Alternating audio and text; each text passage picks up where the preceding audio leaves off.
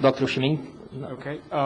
Thank you very much for the comment, and it's on the spot. I have to explain. Actually, the article is not particularly addressed to the actors and agendas, because I got the invitation a month ago, and I've been working on this project. But I think there is still like implicit relationship between them.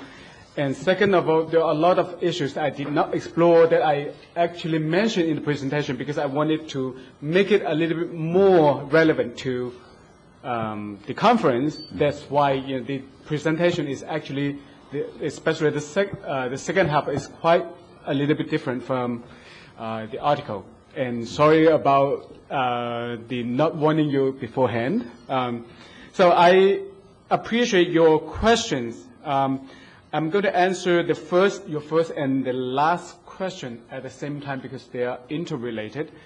You said, well, the realist notion of deterrence, as long as China has the second strike nuclear capability, why isn't it enough? And why does China need to go through all these hoops in order to develop those strategies and capabilities in order to avoid a conflict?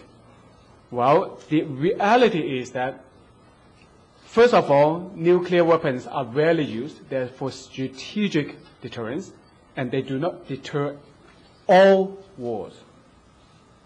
Okay? Especially given the official policy that China has an official no first use of nuclear weapons on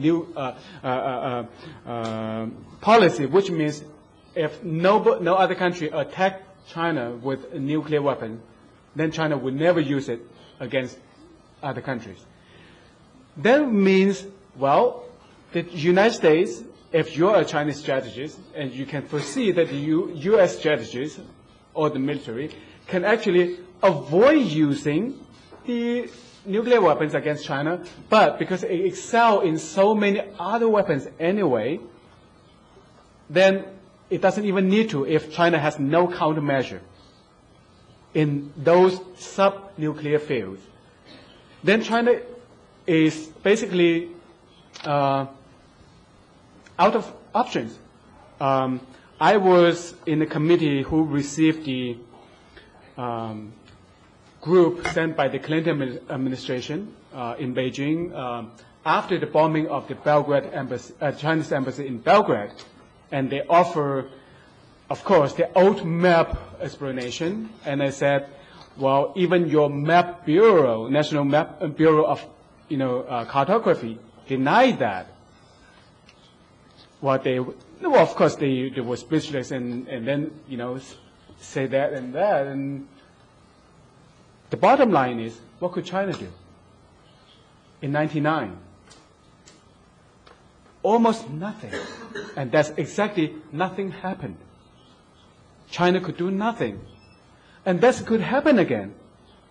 Well, does nuclear weapons of China deter the attack? No. And at least in Chinese perspective, those are deliberate attacks. And there's no way that the Chinese embassy or the embassy of big countries are so obviously marked there and you can just like, oh, this is an old map. And so, given the Chinese no first use of nuclear weapons policy and the very likely probability of the U.S. A conflict with the U.S. without using any nuclear weapon, then what happened? Then the Chinese strategists have to think in these terms.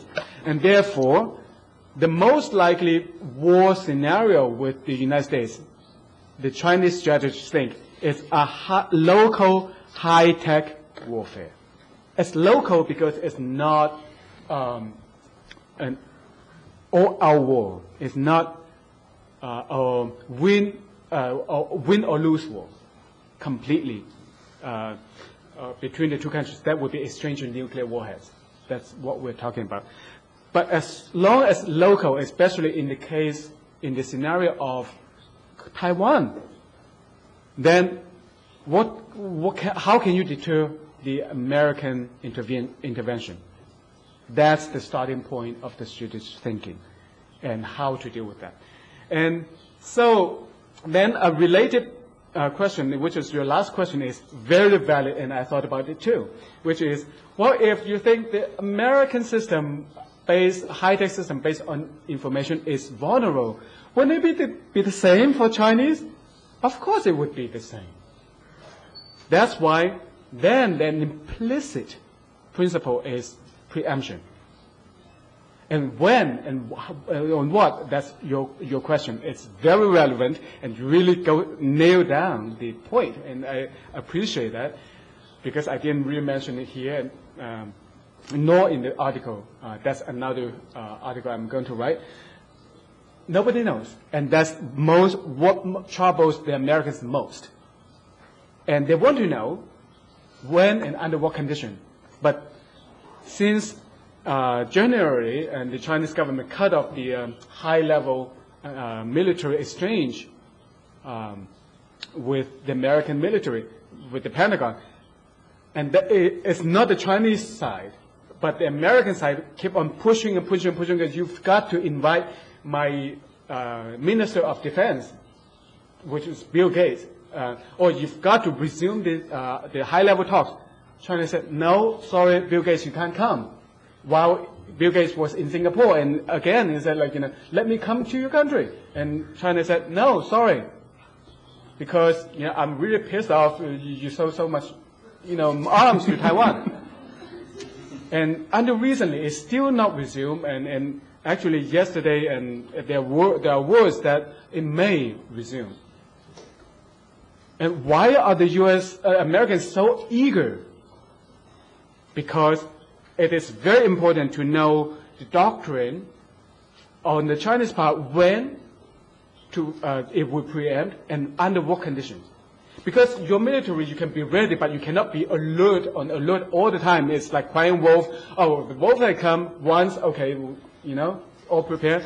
But if you're on red, like at the airport, on my way here, it's like, the national security alert is on orange, but it's been on orange for months and years, and then we're completely numb, right? So you can't do that.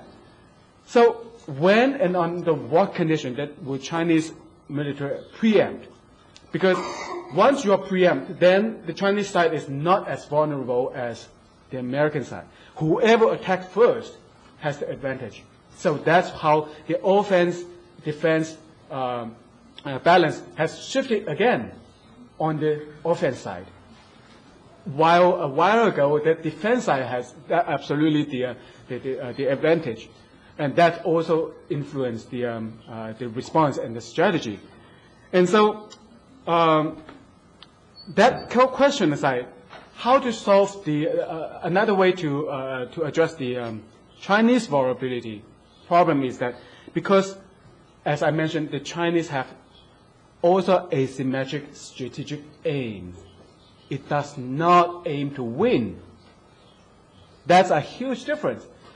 What it aims is to make sure that the Americans believe that the cost of intervention is too high, and it's not winnable, and then it will attain its strategic goals. And if these two are true, then what other options the Americans are left? Negotiation. And on the negotiation table, then it's a fair game. So, and then the last question is the Eurasia argument that you are not persuaded. A lot of us are not persuaded, but it doesn't matter as long as the American strategists think in that way and act accordingly. Right? Because it's already implemented and they're still thinking in that way. What we think doesn't matter if we cannot influence them. Why do they think that way? Well, because especially after the neocons illusion of the American unipolar moment just completely bubbled, debusted, then what are the strategic choices are more pragmatic and realistic for the U.S. is offshore balancing, which means using the countries in the vicinity of China to balance against China. And that's exactly what the newest developments signify. And this is also important for military technical terms, which is power projection. And when you, for example, when you calculate the correlates of wars, you still have to take into account of the distance, how it has a huge discount effect on your power, on your national power, on your military power. And in order to solve the problem of long distance power projection and the inherent discounting effect it has on national power, then it needed these allies in the vicinity of China.